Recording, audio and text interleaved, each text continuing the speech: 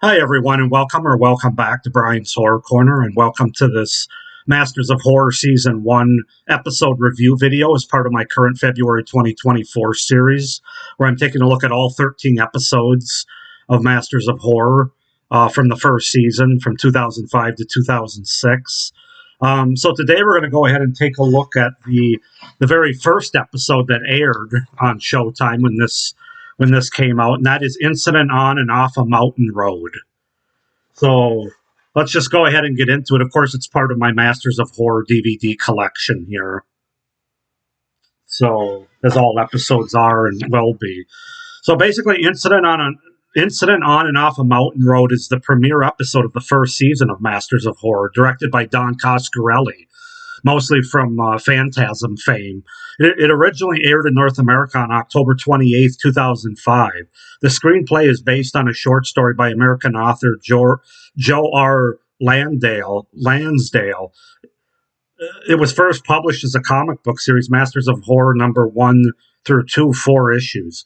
Anyway, so the story opens while driving on a secluded mountain road. Ellen loses control of her vehicle and collides with an abandoned car on the side of the road. When checking to see if the other driver is all right, she finds a trail of blood leading into the forest. Following it, she encounters a deformed serial killer known as Moonface. Dragging off the driver of the other vehicle. Narrowly escaping him, Ellen flees into the forest with Moonface following her trail.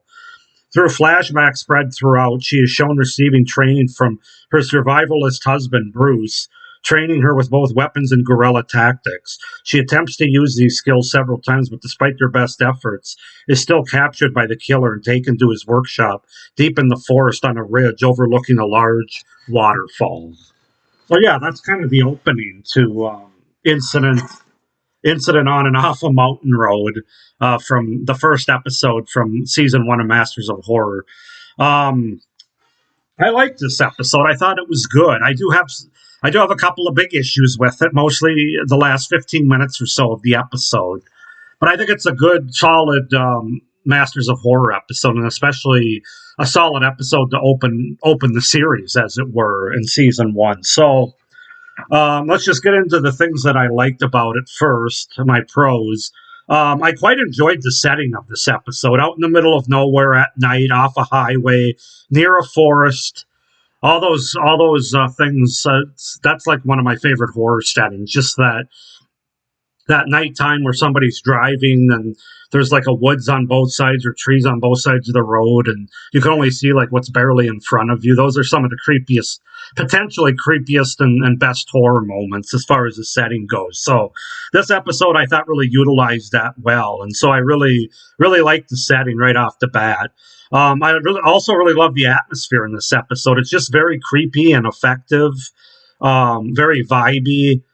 You kind of feel this episode a little bit. I really felt quite engaged in the story as a result of just the overall atmosphere in this episode, and I give Don Coscarelli a lot of credit for that. I also thought the performances were all really good, especially by Angus Scrimm and Bree Turner. I thought they did a really good job of throwing you off track as far as their characters' intentions and abilities, as it were. But really, the whole cast is solid here. Oh, shoot, I forgot to go over the cast with you. As far as the cast goes, we have Bree Turner as Ellen, Angus Scrimm as Buddy, John DeSantis as Moonface, and Ethan Embry as Bruce. Those are the main characters. Sorry about that. Normally I do the cast right after the premise and before the review, but hey, what the hell, we're changing it up a bit. So now, I thought Ethan Embry was good too. I'm a big fan of his. I like Ethan Embry and just about everything I've seen him in. But really, Angus Scrimm was at the light in this episode. And I thought Bree Turner is sort of I don't know if you want to say final girl, but like the main character was really solid as well. So yeah, good performances.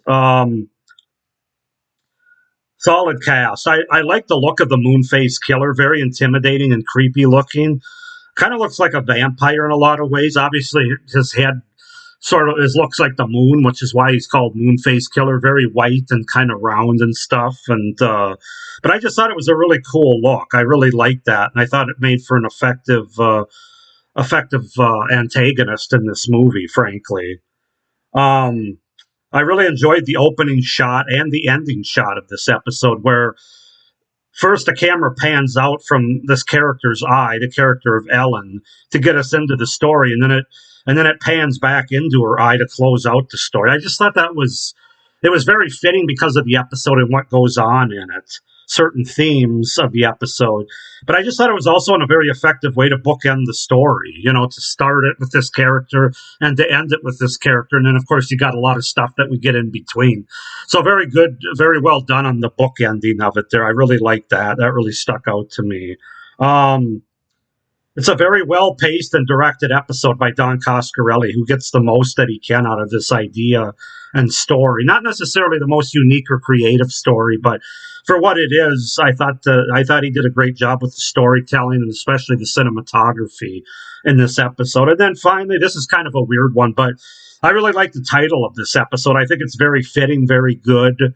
It makes you think, especially after watching this episode, Incident on and Off a Mountain Road. And if you've watched the episode, you know why that's such a good title for this, because something, obviously, as the title says, something happens on and something happens off. And so, I don't know. The title really just stuck out to me. I think it's the best title so far of the 5 episodes I've watched in season 1 of Masters of Horror. So those are my pros for this episode, Incident on and Off a Mountain Road.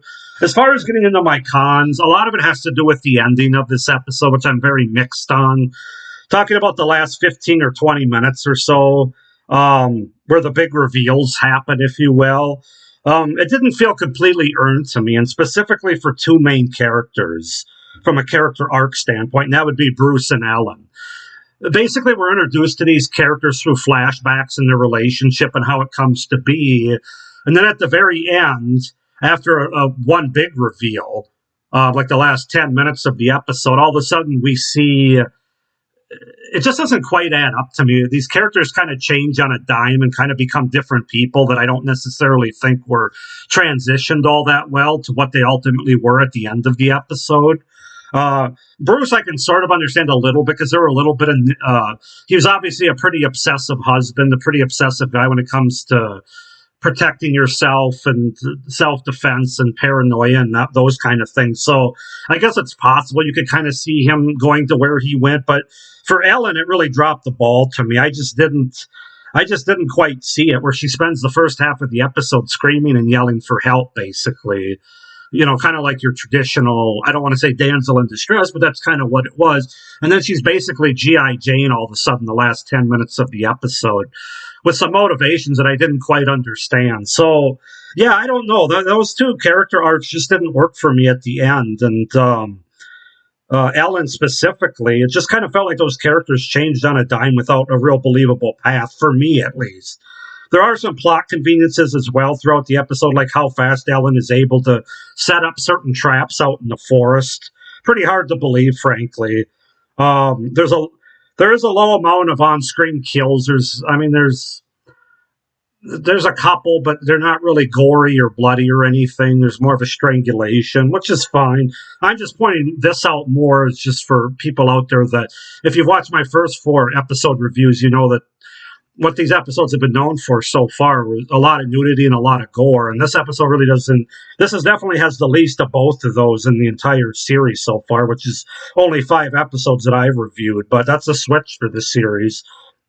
Just want to throw that out there for any of you that are looking forward to those based on my previous reviews. I really didn't understand. This kind of gets back into Ellen's character again at the very end, like the last 5 minutes, basically. I really didn't understand her basically copying and becoming the Moonface Killer. Now, I know she doesn't actually become the Moonface Killer, but she basically watches what he does as he's captured her and stuff, and then she does the exact same thing to her ex-husband, and another character played by Angus Scrimm. I don't know. That just didn't really work for me, and it kind of felt a little forced, a little bit, I'm not going to go there. But yeah, going back again, it would be one thing if she wasn't screaming and calling for help a few minutes earlier, and then all of a sudden being this kick-ass badass. All of a sudden the guerrilla tactics and the being able to overpower this Moonface Killer, all of a sudden she just kicks his ass, and it's like, That didn't seem like there was much of a transition there. It just felt really forced, and all of a sudden, her becoming G.I. Jane to do the exact same thing that Moonface was doing. Now, some people suggested that in other reviews I've seen, that I don't know, did she go crazy? Did she lose her mind, or was it all about revenge? My feeling is it was all about revenge. I don't think she lost her mind. Clearly, it was to say that all the stuff that she learned from her ex-husband, she basically was able to utilize and survive. That's just sort of the basic surface level thing. So I don't think she lost her mind. I think it was more revenge, which then kind of makes me go to the thing that I don't want to bring up. It just feels a little bit too male oppression, maybe. That's all I'll say, male oppression. You can figure it out from there, kind of what I'm saying. But I don't know, the whole ending just didn't work for me as it relates to the character of Ellen. But other than that, and those few other little nitpicks I had, this is a very good episode. I'm going to give it an 8 out of 10. It would be even higher if it wasn't for the ending, or if the ending at least worked a bit better for me. Some of it felt forced and tacked on, a little bit too modern, Me Too movement kind of thing. And I get the fact that the guys that she was doing this to were horrible to her. You know, a couple of them tried to kill her. I don't want to get too much into the weeds here, but I get all that. I just don't think it was transitioned or earned all that well. When you have a character that's screaming for help one minute and then doesn't take crap from anybody and is like G.I. Jane's what comes to mind. So anyway, if you've seen the episode, hopefully you kind of know where I'm coming from on that. But overall, a really solid episode, a really solid way to open Masters of Horror from 2005. So 8 out of 10 for me. Go ahead and comment down below what you guys think of this episode. Did you like it more than I do, less than I do? Why not?